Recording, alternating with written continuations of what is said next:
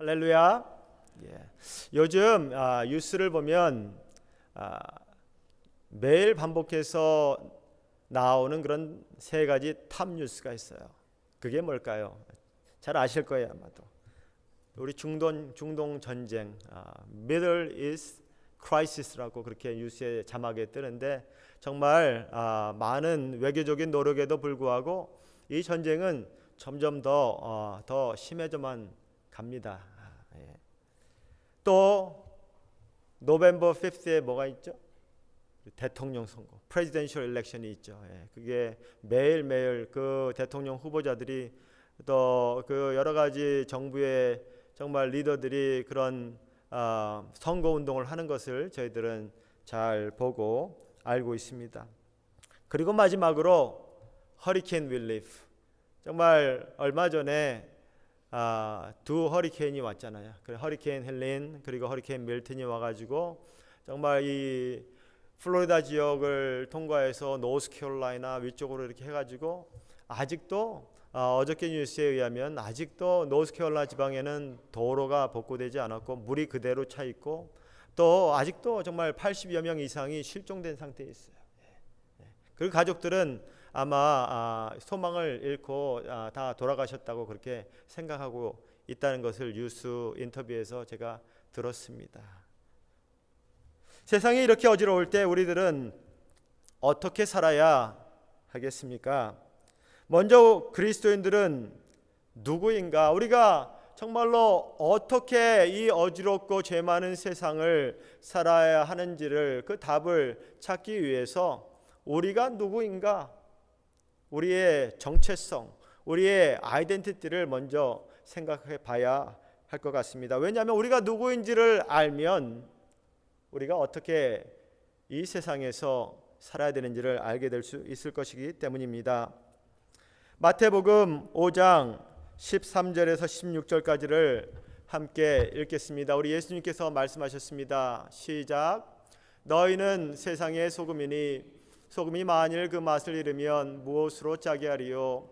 후에는 아무 쓸데없어 다만 밖에 버려져 사람에게 밟힐 뿐이니라. 너희는 세상의 빛이라. 산 위에 있는 동네가 숨겨지지 못할 것이요 사람이 등불을 켜서 말 아래 두지 아니하고 등경 위에 두나니 이러므로 집안 모든 사람에게 비치느니라. 이같이 너희 빛이 사람 앞에 비치게 하여 그들로 너희 착한 행실을 보고 하늘에 계신 너희 아버지께 영광을 돌리게 하라. 아멘. 우리 주님의 말씀인 것입니다. 예수님께서는 저 유명한 산상수훈에서 당신의 제자들에게 말씀하셨습니다. 여러분은 너희는 세상의 소금이다. 너희는 세상의 빛이다 라고 말씀했습니다. 그렇습니다. 세상의 소금이고 세상의 빛의 역할을 감당하면서 사는 것이 우리 주님의 뜻이고 하나님께서 우리 개인에게 교회에게 주는 그런 사명인 것입니다. 먼저 소금의 역할을 살펴보겠습니다. 뭐니 해도 우리 음식에 소금이 들어가지 않으면 맛이 나지 않죠. 그죠? 예, 맛없는 음식을 먹으면 그렇잖아요. 맛이 있는 음식을 먹을 때 우리가 기쁘잖아요. 저도 먹는 것을 굉장히 정말 남부럽지 않게 좋아하는 사람 중에 하나인데 그래요.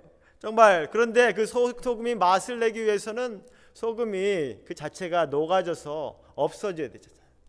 그와 마찬가지로 우리가 정말 이 죄 많은 세상에 이 타락한 세상에 살아가면서 소금과 같이 주위 사람들에게 기쁨을 주고 살아가기 위해서는 우리 자신이 녹아져야 되는 거예요.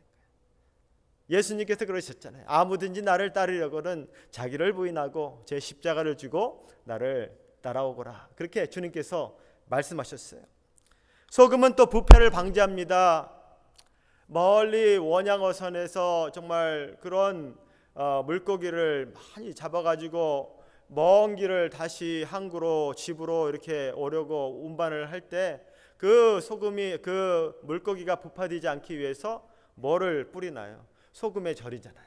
그죠? 소금은 부패되는 역할을 해요. 그래서 우리들이 이 땅에 살아갈 때 정직하고 또 도덕적으로 또 믿음 안에서 말씀을 지키는 가운데 거룩한 삶을 살아가고 예를 들면은 저는 이거를 자주 봐요.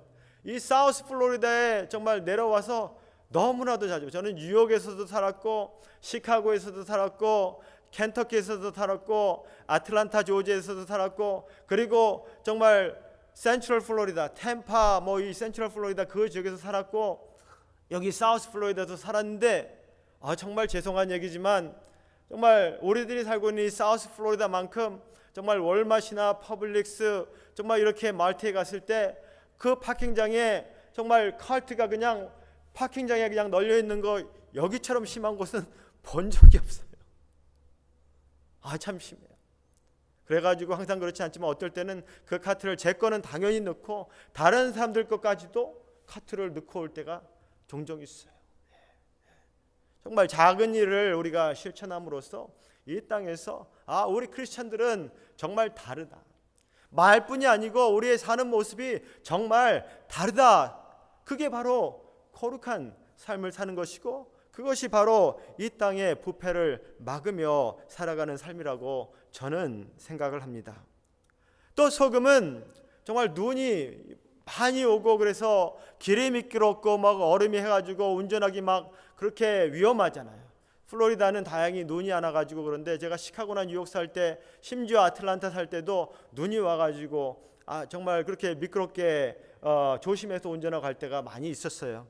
그런데 정말 그 새벽에 다른 사람들이 출근하기 전에 정말 일어나가지고 추럭을 몰고 소금을 가득 싣고 그 소금을 뿌려가지고 길을 녹이는 그런 직장인들도 많이 있습니다. 그렇기 때문에 정말 우리들은 정말로 여러 가지 관계 문제, 그 갈등을 겪으면서 마음이 닫혀지고 강팍해지고 다른 사람들을 미워하고 용서하지 못하는 그런 마음을 갖게 될 때가 정말 자주는 아니더라도 종종 있잖아요. 저도 그럴 때가 있어요. 그렇지만 정말로 소금의 역할을 정말 감당하는 것은 우리가 그분들에게 하나님의 사랑으로 먼저 다가가서 섬기고 하나님의 사랑을 실천할 때 그분의 얼어붙은 마음이, 그 상한 감정이 눈 녹듯이, 소금을 뿌려서 녹듯이 녹는 것을 저희들은 경험을 또 할 수 있습니다. 소금은 치유의 역할을 또 해요. 저는 가끔 이제 눈이 이제 눈병이 이렇게 걸리려고, 눈다락지가 날라고 하면 눈이 빨개지잖아요. 그럴 때 얼른 정말 뜨거운 물에, 정말 미지근한 물에 소금을 이렇게 섞어서 녹여가지고 그거를 눈에 이렇게 붓고 씻어요. 그러면 가만히 있으면, 조금 있으면 눈이 정말 치유가 되는 그런 거를 경험을 하고, 또 우리가 피부에 뭐가 나고 간지럽고 뭐 물리고 그러면은 막 피부가 근지럽고 막 그렇잖아요. 그럴 때 짠물, 바닷물, 우리들은 플로리다 사니까 얼마나 할렐루야, 다른 사람들은 그냥 몇 시간씩 막 10시간씩 막 그렇게 운전하고 바다를 가야 되는데 우리는 여기서 뭐 한 15분 20분만 가면은 바다가 있잖아요. 바다가. 그러니까 얼마나 하나님은 우리 사우스 플로리다에 사는 우리들을 다른 사람보다 더 사랑하시는 것 같아요. 저는 이렇게 좋은 바다는 정말 아름답고, 그리고 피부병이 걸렸을 때 근처에 그냥 조금만 운전해 가지고 바닷물에 퐁당 담그면, 그러면 그 짠물의 그런 염기 때문에 정말 우리가 피부병도 나올 수 있어요. 그러니까 이 죄 많은 세상에 상처받은 그 사람들에게 영혼들의 마음을 열리고 또 그 마음을 치유해주고 그 상한 심령을 치유해주면서 우리가 사랑으로 섬기는 역할이 바로 소금의 역할인 것 같아요. 주님은 또 너희는 세상의 빛이라 그랬어요. 세상의 빛이, 저 세상에 나가서 남들에게 우리가 뭐 잘났다고 이렇게 알리려고 자랑하려고 그렇게 말씀하신 것이 아니고, 우리의 삶의 생활 속에서 매일매일의 삶이 정말 우리가 정말 세상 사람들 눈에 다 보이잖아요. 크리스찬이라는 거. 그리고 우리 주위 사람들은 우리가 정말 어느 교회에 다니고 있다는 것도 다 알고 있잖아요. 그럴 때 정말 우리가 빛처럼 생활을 하려는 거예요. 그럼 빛처럼 생활하는 것은 어떤 걸까요? 무엇보다 어둠을 밝히죠. 빛은 어둠을 밝히잖아요. 정말 허리케인이, 헬렌이 와서, 밀턴이 와가지고 파워를 잃으신 분, 일렉트리시티를 잃은 분들은 잘 알 거예요. 요번엔 그러지 않았지만은 예전에 다른 곳에 살 때는 허리케인 뭐 다른 거에 맞아가지고 파워를 잃은 적이 있어요. 그 전에 물론 촛불도 플래시라이트도 다 건전지도 준비를 잘 해놨지만 정말 파워를 잃으니까 얼마나 불편한지 몰라요. 그잖아요. 그렇기 때문에 우리 빛이 얼마나 중요하다는 거, 우리가 세상을 밝히는 그런 우리가 빛의 삶을 살아야 되는 거예요. 캄캄한 밤중에 풍랑이 있는데 정말 그 등대에서 빛을 비출 때 그 등대에 비추는 빛은 생명줄과 같은 거잖아요. 생명줄. 그래서 항구를 무사히 찾아갈 수 있게. 자동차 헤드라이트가 밤중에 정말 꺼지면 잘 작동이 안 되면 어떻게 되나요? 굉장히 생명의 위험을 느끼고 사고를 당할 수가 있겠죠. 그렇기 때문에 우리가 이 어두운 세상에서 등대 역할을 하는 거예요.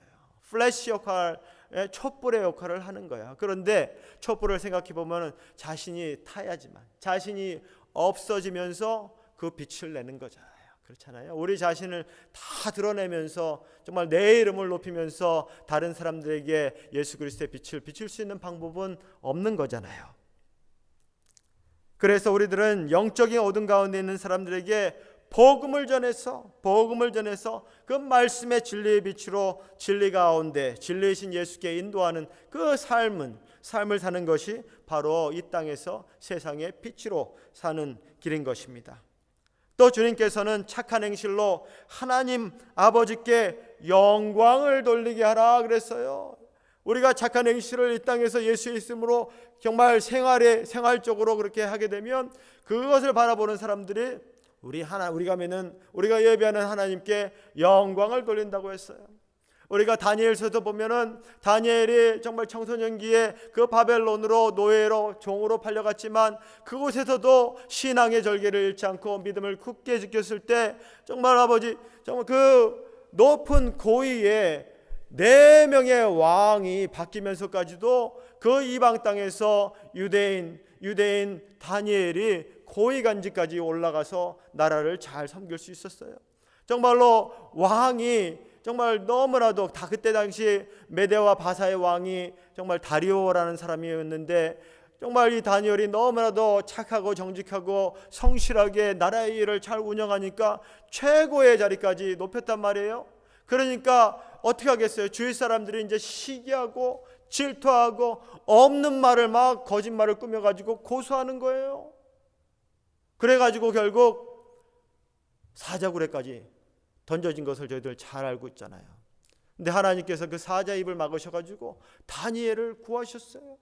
왕이 너무 기뻐서 편지를 썼어요. 조서를 내려서 이 메데와 바사 내가 가나라는 모든 사람들아 왕의 말을 들으라 이렇게 선포를 하면서 이 땅에 사는 모든 이들은 다니엘의 하나님을 찬양할지어다 라고 그렇게 왕이 하나님을 믿지도 않는 이방 땅에 사는 왕이 그 다니엘의 신실한 믿음을 보고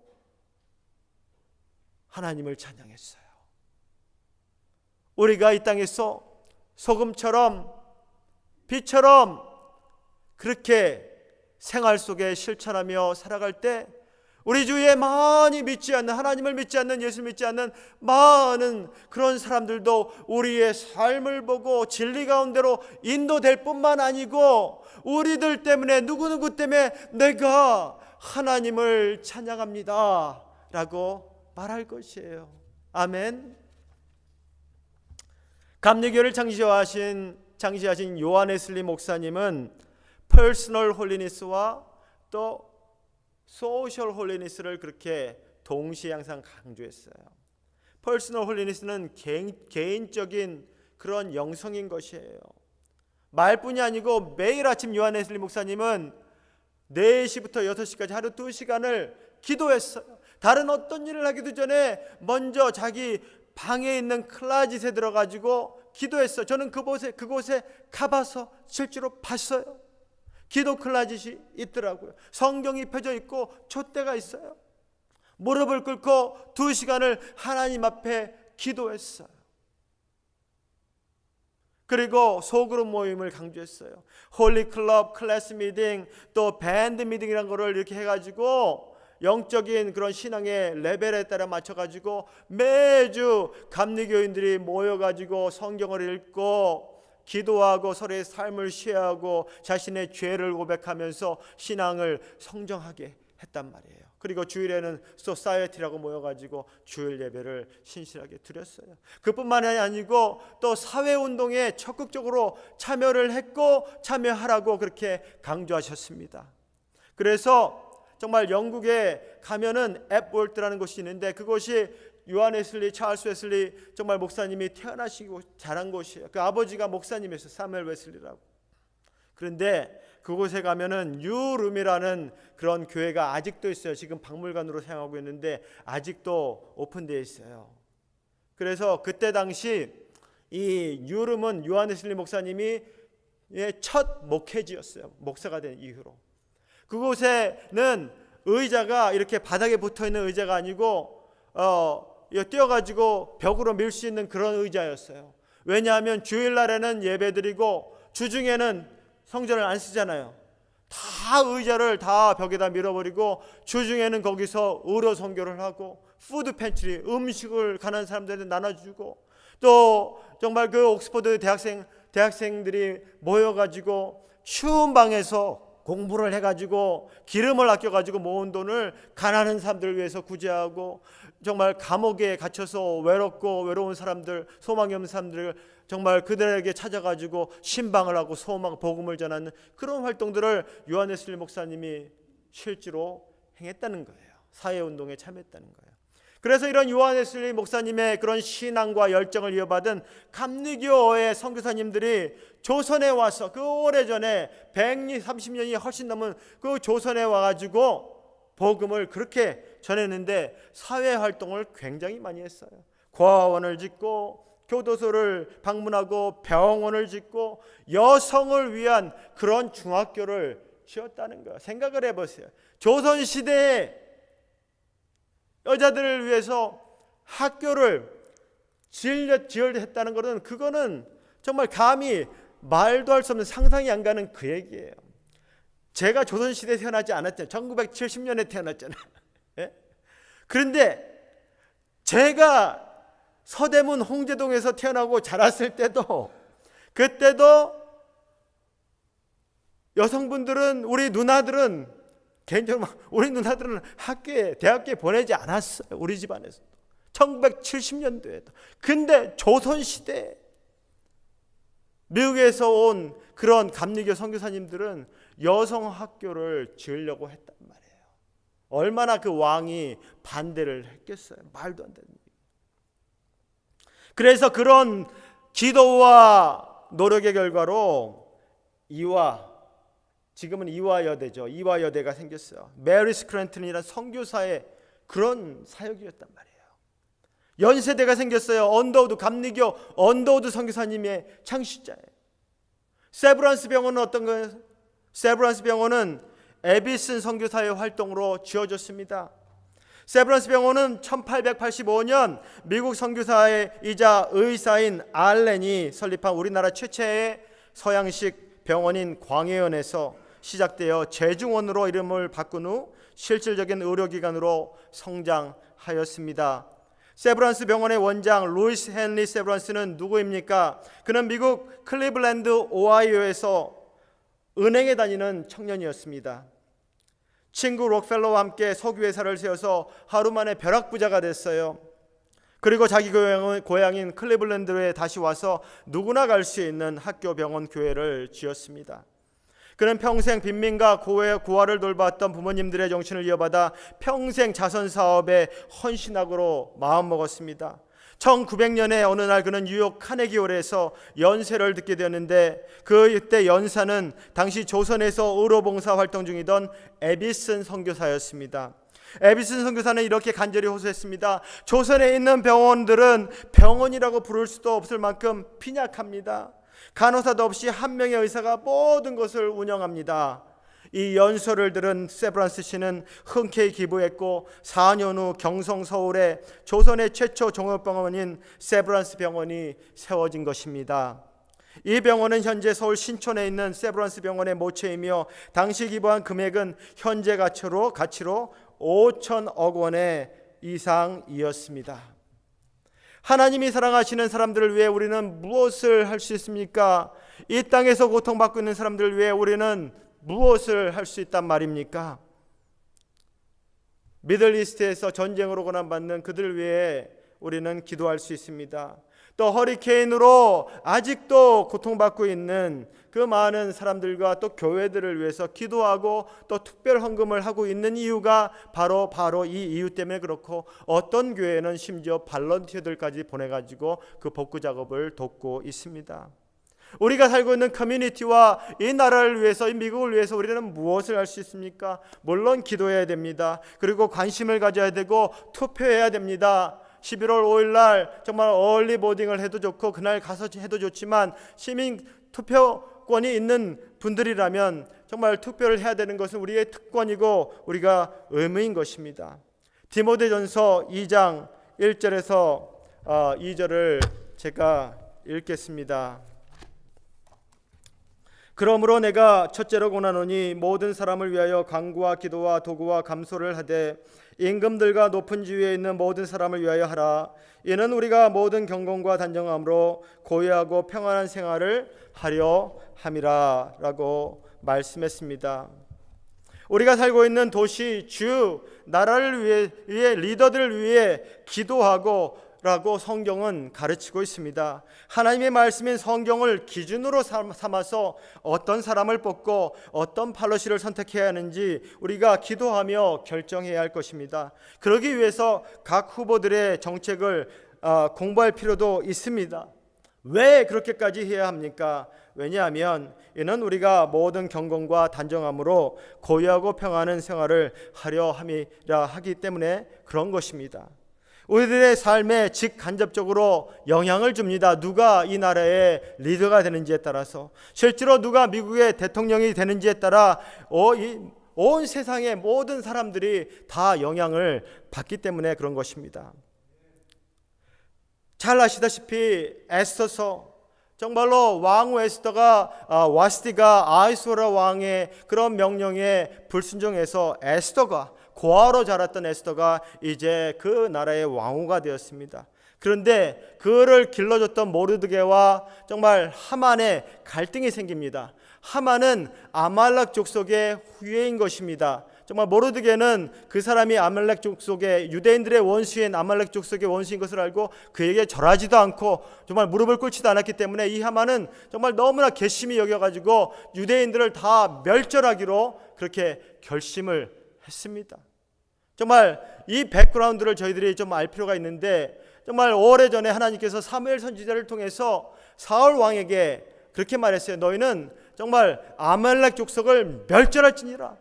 왕도 남자도 여자도 노인도 정말 젊은 애들도 애기들도 하나도 남김없이 모조리 다 죽이라고 말씀했는데도 불구하고 사울 왕은 그만 자기 생각에 좋은 대로 정말 좋은 퀄리티가 좋은 짐승들을 그렇게 가지고 와서 그렇게 말한 것이에요.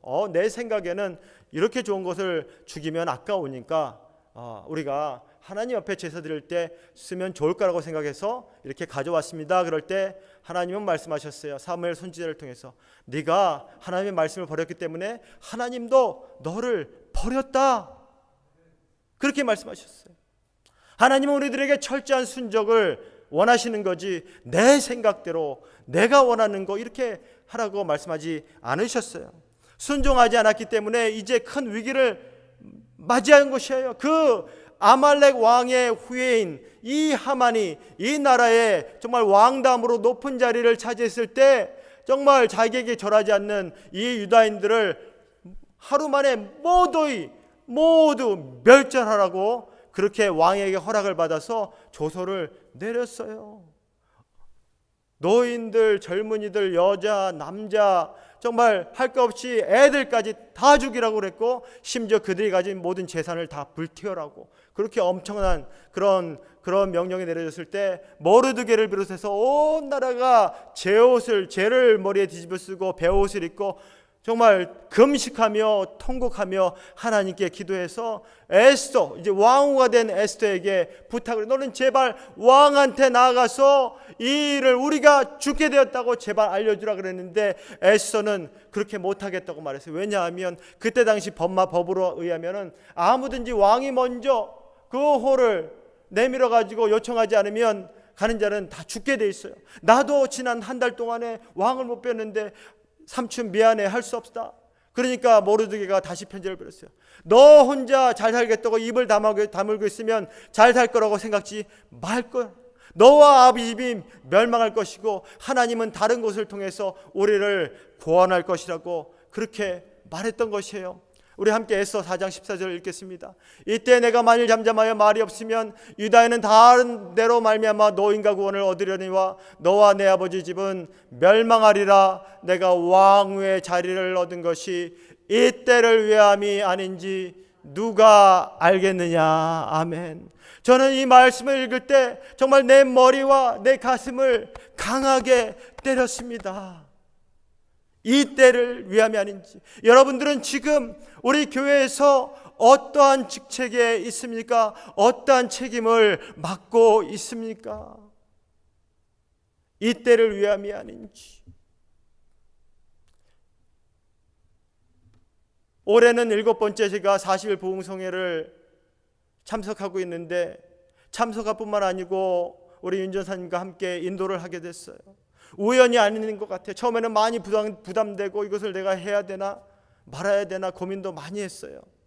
그런데 생각해 보니까 지난 6년 동안 제가 이 교회에 정말 스태프가 되기 전에도 6년 동안 40일 새벽 기도회를 꾸준히 제가 참석을 했어요.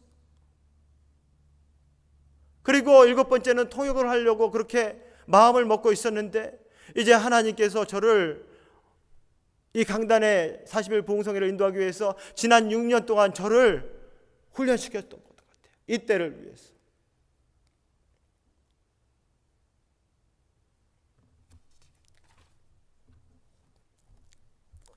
에스더 4장 16절을 함께 읽겠습니다. 당신은 가서 유다 수산에 있는 유다인을 다 모으고 나를 위하여 금식하되 밤낮 3일을 먹지도 말고 마시도 마소서. 나도 나의 시녀와 더불어 이렇게 금식한 후에 규례를 어기고 왕에게 나아가리니 죽으면 죽으리이다. 내가 규례를 어기고 왕 앞에 나아가기로 작정했습니다. 지금 우리 교회는 어떠한 일을 겪고 있습니까? 우리들은 이때 무엇을 믿음으로 결단해야 하겠습니까? 지난 11년간 교회를 섬겨오시던 담임 목사님을 너무나 갑자기 잃은 우리들입니다. Sudden glory, 갑작스러운 영광으로 가셨습니다. 에스더처럼 금식하고 두려움과 슬픔을 극복하며 우리가 죽기를 각오하면서까지 주님이 피로 사신 이 교회를 지켜야 하겠습니다. 우리가 지금 이때 for such a time as this, 바로 이때를 위해서 우리 주님께서 나에게 이 직분을 맡기셨지라는 생각을 우리가 가지고 비장한 각오로 우리 교회를 위해 기도하고 섬겨야 될 때가 바로 이때라고 생각합니다. 40일 새벽 기도 부흥소에 될 수 있으면 교회에 나와서 기도했으면 좋겠습니다. 왜냐하면 이 성전에 함께 모인 것 그 자체만으로도 큰 힘이 되기 때문에 그렇습니다. 그러지 못하신다면 그 동시에 라이브 스트림으로 집에서 그렇게 영상으로 예배를 들으시고 그것도 힘드시면 녹음된 것을 보시면서 전 교회인이 이 40일 동안에 함께 간절히 하나님의 도우심을 구했으면 참으로 좋겠습니다. 각자가 맡은 일에 최선을 다해야겠습니다. 나보다 우리 교회를 더 생각해야 되겠습니다. 소금처럼 녹아서 교회 리더십을 더욱 존중하며 따라주어야겠습니다. 우리 종수 사모님과 유가족을 더 최선을 다해서 우리가 돌봐야 되겠습니다. 우리 남은 평생에 우리 이천구 담임 목사님을 잊지 않았으면 좋겠습니다.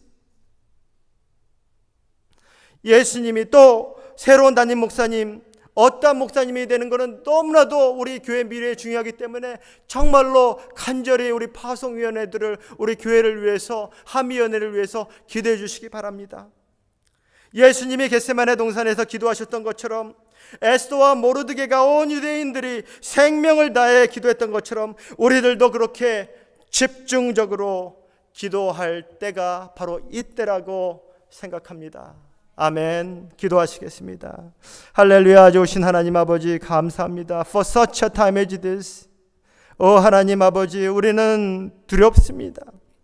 우리는 갈 바를 알지 못할 때도 있습니다. 아버지, 하나님, 그러나 우리와 함께 하시고 정말 우리의 삶을 인도하시는 주님을 밝히 보고 그 약속의 생명에 맞는 말씀을 붙들고 앞으로 나아가는 저희들 될 수 있게 주님 도와주시옵소서. 에스더도 두려웠습니다. 왕 앞에 허락 없이 나가면 죽을 건데, 아버지, 그 왕의 자리를 잃을 건데 아버지 두려웠을 겁니다. 그러나 저가 금식하고 아버지, 내가 왕후가 된 것은 이때를 위함이 아니냐 아닌지 누가 알겠느냐는 삼촌 모르드기의 그 말씀을 가슴에 생각하고 내가 죽으면 죽으리라 라고 결단하며 금식하고 정말 아버지 기도했을 때, 왕 앞에 나갔을 때 하나님께서 모든 것을 변화시켰습니다. 하나님, 우리의 생각을 내려놓게 하시고 우리 교회가 온전히 하나 되게 하시고 아버지, 이 위기가 우리 교회의 기회가 될 수 있도록 축복하여 주시옵소서. 감사드리며 거룩하신 예수 그리스도의 이름 받들어 간절히 축원하며 기도했습니다. 아멘.